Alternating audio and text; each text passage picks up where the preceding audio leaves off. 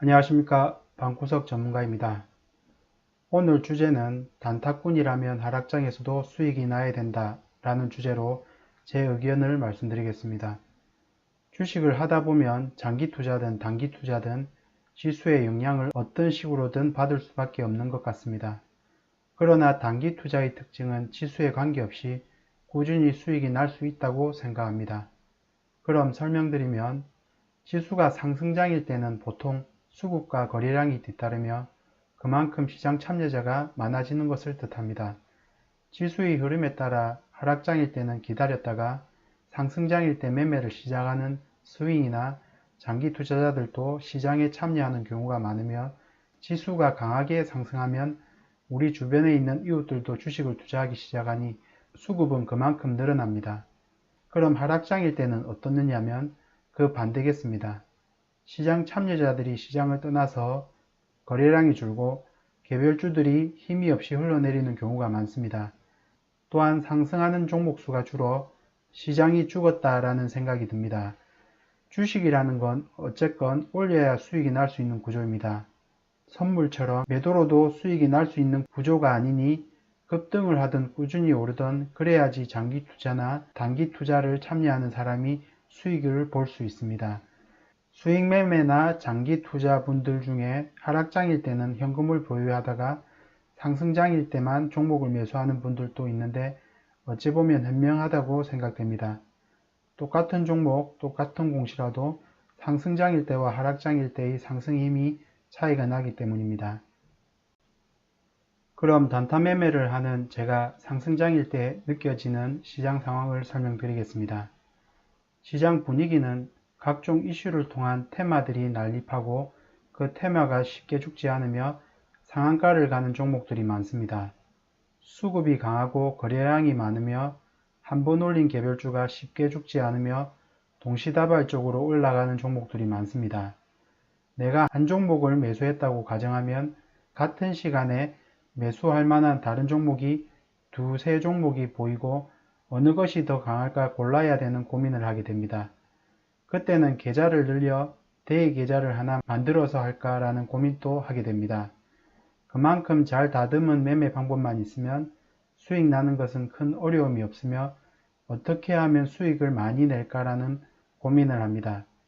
그리고 시가총액이 높은 종목도 올릴 때 탄력적으로 올려 웬만한 금액으로 단타를 해도 큰 무리가 없게 됩니다.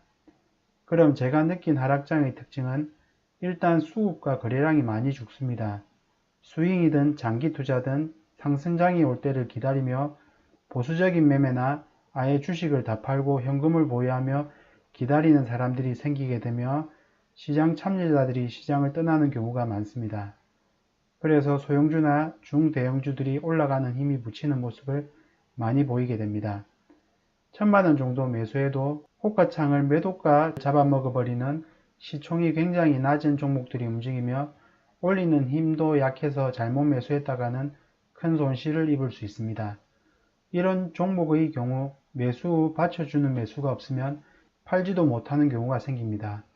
단타 매매의 경우 금액이 커질수록 매매할 수 있는 종목이 줄어든다는 것이 이것 때문입니다. 꼭 하려면 분할 매수, 분할 매도 해야 되는데 어설프게 매수 매도했다가는 큰 낭패를 볼 수 있습니다.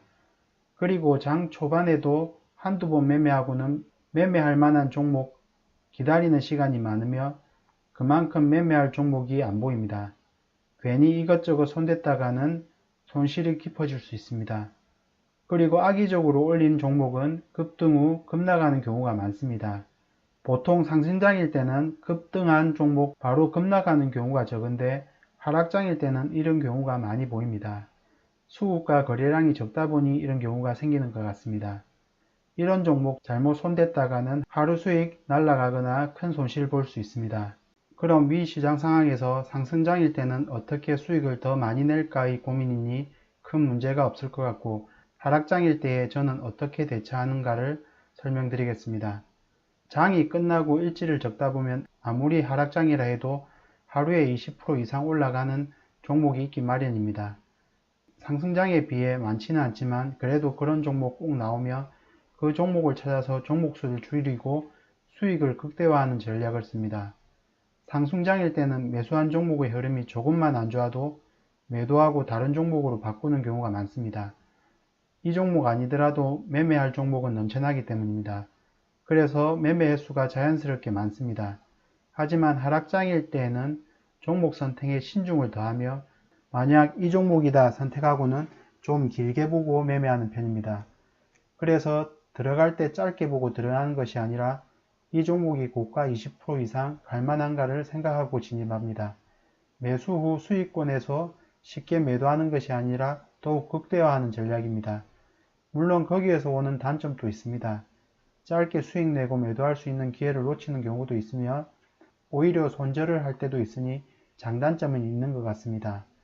아무튼 하락장일 때는 올라가는 종목 수가 적다고 판단하고 어떤 종목이 고점을 올려줄까를 잘 판단해서 그 종목을 길게 보는 매매를 하고 있습니다. 만약 슬럼프고 장이 너무 안 좋다 싶으면 종목 줄이고 수익은 더 짧게 매매하기도 합니다.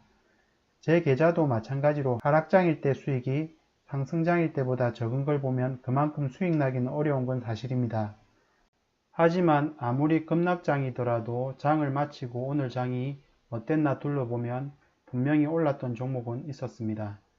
매일 일지를 적으면서 지수 때문이라는 자기 위안보다는 오늘 주도주를 왜 매매하지 못했나를 반성하다 보면 더 발전할 수 있을 거라 생각합니다. 오늘 영상은 여기서 마치고요. 다음 영상의 주제는 오후에 소액으로 매매한 결과 보고라는 주제로 뵙겠습니다. 그리고 본 영상이 투자에 도움이 되셨다면 좋아요, 앞으로 계속해서 관련 영상을 보고 싶으시면 구독 부탁드립니다. 감사합니다.